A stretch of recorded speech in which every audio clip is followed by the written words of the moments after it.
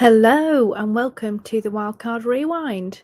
Week 14 is in the books. We've actually already started with week 15. Fantasy playoffs are here.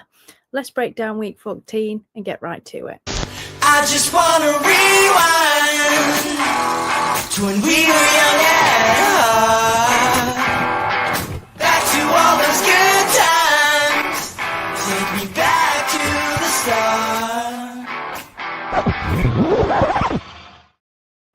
That's right. I'm finally back. I'm here after 5-6 weeks. I've made it back. I'm back to full fitness and I'm here with you guys this evening. Unfortunately, I haven't got with me Paul and Lewis. The guys have abandoned me this week, so I'm here flying solo. Not quite the welcome back that I was expecting from them, but hey, onwards and upwards. Hopefully I'll see them again on Monday.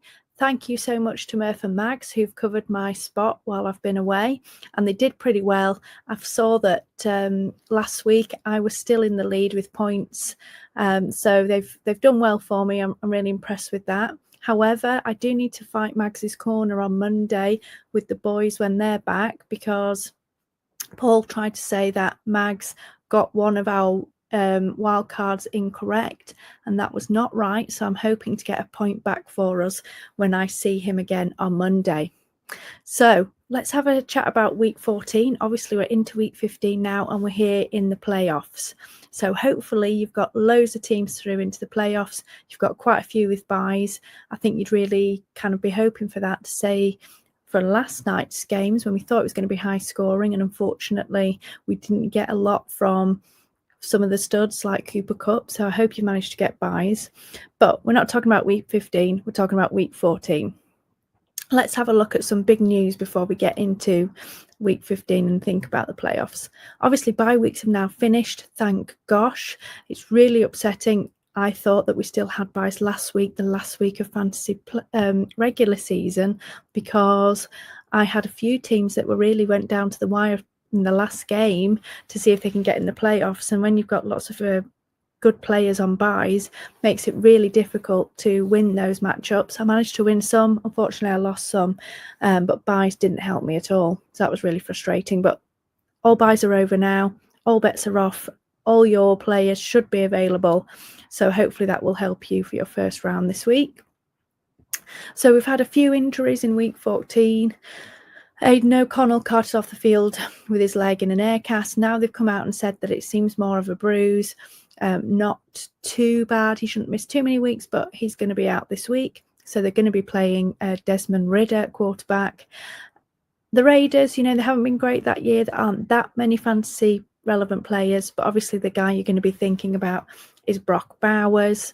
I do get concerned with Ridder because we know he's not the best guy, so I'm a bit nervous about his volume and catchable balls coming his way will be much lower, so that would make me a bit nervous. But the tight end position has not been great this year, so if I had Bowers I would still be starting him this week and hoping that he manages to snag a touchdown or something, or is peppered with targets over everybody else, and the balls that Ridder do manage to get to him on target, he does catch. Obviously, there's another quarterback injury, that's Derek Carr. He also suffered a hand injury, and it looks like he's going to be missing some time there. He's not going on IR apparently, but he's not going to be in this week. New Orleans really hasn't had much in the way of fantasy value either this season, so I'm not overly fussed. To be honest, I don't think I'd be that keen on starting Saints players unless I was really desperate, and again, because there's no buys now, unless I was a super duper underdog and I just needed kind of swing and pray and hope, I don't think I would be starting anyone on the Saints. There are some running back injuries, and this always seems to happen at this time of year. One of the most notable ones for this week is Bucky Irving. He's got a back injury and he's currently questionable for this week. So, I think Rashad White certainly is going to have a massive role if Bucky is out, and there may be a little bit of work for Sean Tucker, but I wouldn't be overly excited about him. I think, to be honest, White will probably just get a really big workload. So if you've got White on your team, then he's a must start if Irving is out. I just wanted to highlight one other running back injury. It's probably not going to be too much of a kind of issue for this fantasy season because he didn't actually play particularly much this season. That's Jonathan Brooks. He was really starting to ramp up his workload after his ACL tear that he suffered in college, and really massive shame for him. He appeared to suffer a non-contact knee injury on the field. I feel so sorry for the guy, and it's come out that he's re-torn his ACL. He was literally just getting started in the NFL, and he's got to go and rehab another injury. I feel really sorry for him, and I think that really is going to affect him for 2025. He went really high in fantasy drafts this offseason. I think people thought clean ACL tear, they're going to ramp him up reasonably quickly and he would ultimately take over that backfield. That's not played out that way, and I think we can't really rely on him at all for 2025.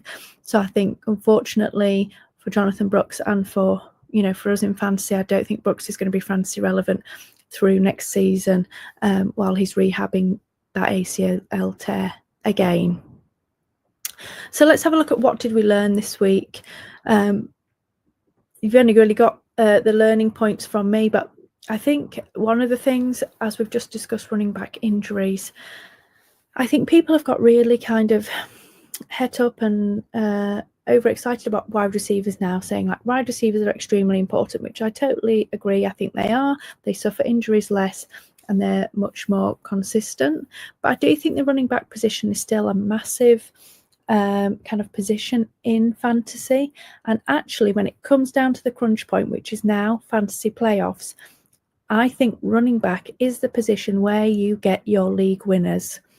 And these league winners are often players that you can pick up either off waivers or that you've stashed on your bench. These backup running backs that get full workloads when there's an injury. These are the guys that end up being your league winners. So, we're looking at players like Isaiah Davis, who came out of nowhere last week, put up a massive fantasy performance with Breece Hall out.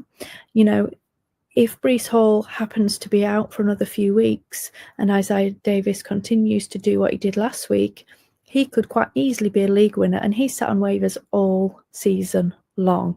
So I think it highlights two important things. One is you've got to stay on waivers, stay active, and be picking up players all the time. Try and, really turn over the bottom of your benches on your rosters. Don't sit there stalely and saying, oh, well, this guy might have a good performance every now and again, or he might be a bit boom bust, but I'll keep him. No, always be turning over the bottom of your benches with these high value backup running backs, because if you get an injury and he's on your bench, you're not having to fight with anybody with fab to try and get them. He's there and you can pop him in your lineup. So really important to always be active on waivers. And two, don't rule out the running back position. At the end of the day, I'm telling you now, there's always a running back that comes out of nowhere that ends up being a league winner. And I think we're going to have one of those this season. So really keep an eye on these backup running backs, particularly if you're in the playoffs. Start picking them up now. Fill them in your benches. You should have a good starting lineup. You might want one or two wide receivers or a tight end there just in case of injuries. But other than that, you want to be putting in all of these backups at the bottom of your bench. So let's move on to our regular features: stud, scare, and wildcard. Obviously, we have a competition between us where we each get points. It's a bit of the opposite to what you would expect. So when you have got the worst, you get a point. So the more points you have, the worse you've been so far this year. So let's have a look and see how we got on in week 14. So let's have a look at Fantasy Stud of the Week. This is our regular feature where we talk about an under-the-radar player that we think is going to smash this coming week. So this is a guy that you probably would have on your bench, or potentially could be on waivers, or someone who's been underperforming and is not considered a stud, i.e. person that you would have on your team or in your starting lineup every week. So let's have a look at last week's studs. So last week, Lewis said that Christian Watson was going to be a stud.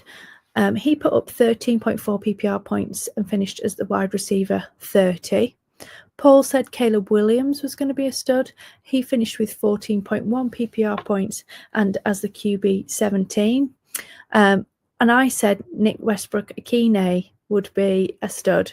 And for obviously the first time the last few games, he ended up being a flop. He didn't score a touchdown, which is just so typical. This is what always happens when I pick a player. This is what happened with me and K. Dotton last season. Every week I picked him, he had a dud.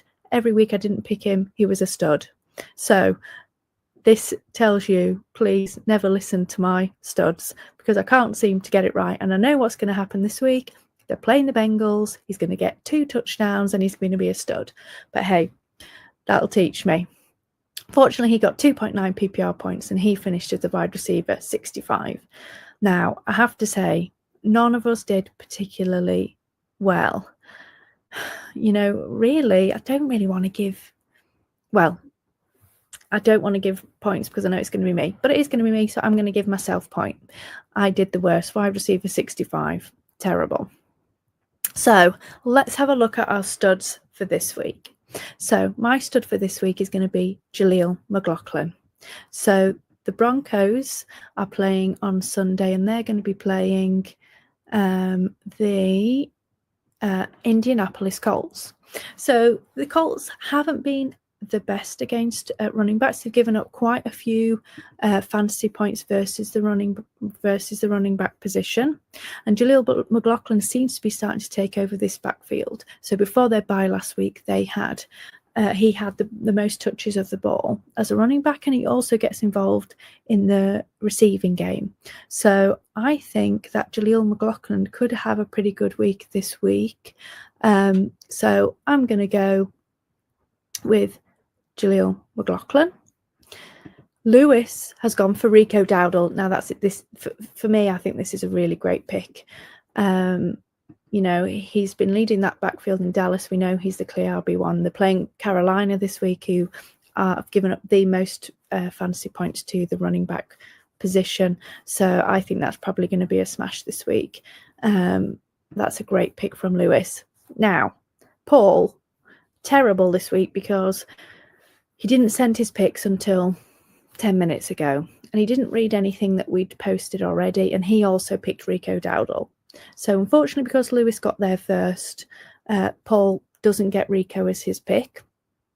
And because he didn't send me a replacement, he gets me to pick his stud for him. So I'm going to say that Paul has said that Jermaine Burton is going to be a stud for this week, wide receiver for the Bengals. I think he's going to do a great job. He's really been getting involved the last few games, so I think Paul's going to do great here. I could really see Jermaine Burton doing awesome. So great pick there, Paul. This is what you get for not sending in your picks properly. You get Jermaine Burton as your stud. So let's have a look at our scares for the week. So these are where we talk about basically our hyped up player, or those that are considered people that you would put in your starting lineup without question every week. And these are our scares are those that we think could be disappointing for the week to come. So let's take a look at last week's scare. I think we did pretty terrible last week, I think, to be honest, really pretty terrible. And I was certainly the most terrible by the looks of it. So Lewis said that Cooper Kupp was going to be a scare last week. He scored 20.2 PPR points and finished as a wide receiver 15. Paul said Bijan Robinson. He finished with 20.1 PPR points, running back 9. And I failed again and said Josh Jacobs, and he scored 24.6 PPR points and finished as a running back 4. Thankfully, I feel at peace that I didn't beat Paul, who said Bijan when he was a running back 1. So I'm still not being the absolute worst at the scares just yet. But we all did pretty terribly to say that all of our players scored over 20 PPR points. But unfortunately, here I am again. I'm going to have to get myself another point. All the hard work that the guests did for me, keeping me at the top of the leaderboard. I think, unfortunately, I'm probably getting myself right down back to the bottom. Maybe I need to go away again and get them to come back and do my picks for me. But let's have a look at what we think for the scares for this week, week 15. So This week, I'm going to say Najee Harris. So he's had some really good games this season. He's been a bit kind of up and down, but he is the running back one on the Steelers. And this week, they're playing the Philadelphia Eagles. And this Eagles defense has really been going from strength to strength. And I think they're going to give the Steelers a hard time. And I think Najee is going to be a scare this week, and he's going to finish quite far down the fantasy points. Lewis has said Tyrone Tracy. So this week the Giants are playing the Ravens. So we know that the Ravens aren't the best against the wide receiver position. They're giving up a lot of points against wide receivers, but they're doing pretty well against the run. So I think this is a good choice again from Lewis. And I could see Tyrone having a challenging week.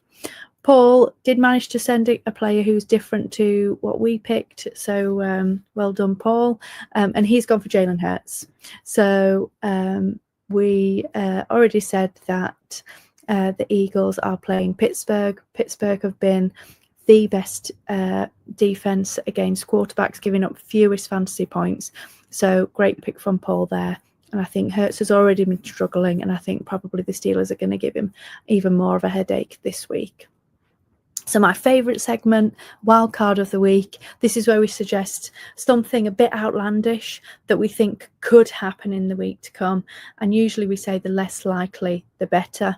I think the challenge with this one is sometimes if you go hard and go home, you often go home. But it's fun, and I like to try and pick some outlandish ones. So let's see how we did last week.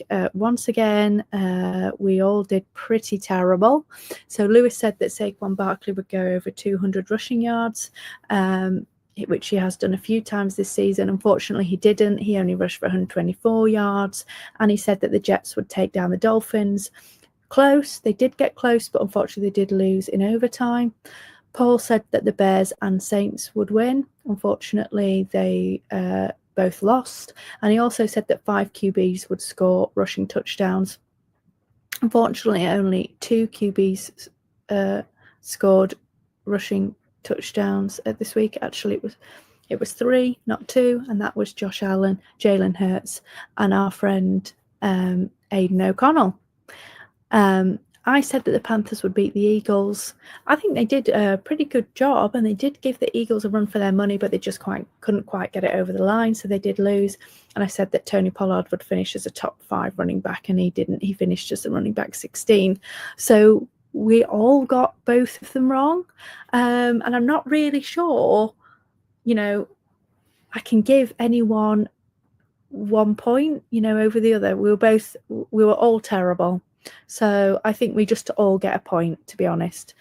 If you're terrible, you get a point. We were all terrible. We all get a point. I think that's the fairest way to do it, because I don't think there was one more terrible than the other. So let's see what we're going to say for this week. So this week I'm going to go out on a limb. I'm going to say that Jameis Winston has a good game. He doesn't throw a million interceptions, but he does throw a lot of touchdowns, and it means that the Browns beat the Chiefs. That's spicy, and I hope it comes true. And my second one is that Aaron Rodgers finishes as a top 5 QB. So they are playing Jacksonville Jaguars this week. The Jags are just really imploding on themselves, to be honest. We know that they're going to get rid of Doug Peterson at the end of the season. I think that's highly, highly likely. And they're giving up the second most fantasy points to quarterbacks this season. So I'm feeling quite confident in that. I'm hoping that Aaron Rodgers will finally get himself together and finish as a top 5 QB. Now, interestingly, going to Paul's, he's saying the opposite to me. In a way, he's saying that Jacksonville beat the Jets. So my suspicion is that if he's correct, then I'll be wrong. And if I'm correct, he'll be wrong. So that'll be a fun one to see where we go. And he's saying that Rico Dowdle will finish as a top 3 running back, which we already discussed in our studs. I think that could potentially happen because they're playing the Panthers. We just have to see if the passing game can open up the run as well. they've not been doing particularly great with Cooper Rush, but let's see how we go. Lewis said that the Bills-Lions game is going to finish with an even higher points total than the Bills-Rams did in week 14. Now, that would be wild. I'm really excited for this game. I think it's going to be great. So be interested to see how that goes. And then he also said that Calvin Ridley will finish as a top 10 wide receiver, which is very, very possible because they're playing the Bengals. And the Bengals defense is an absolute dumpster fire, complete disaster. They are giving up, to be fair, they're 13th in giving up points to opposing wide receivers. So that, they're not terrible against wide receivers, but they can't seem to stop anybody from scoring. So I wouldn't be surprised with that one. So be interesting to see how things go. I wish you all the best of luck in week 1 of your fantasy playoffs. I hope you win and move on to the next round. Let's try and chase those ships. Otherwise, I'm going to love you and leave you, and I'll see you on Monday.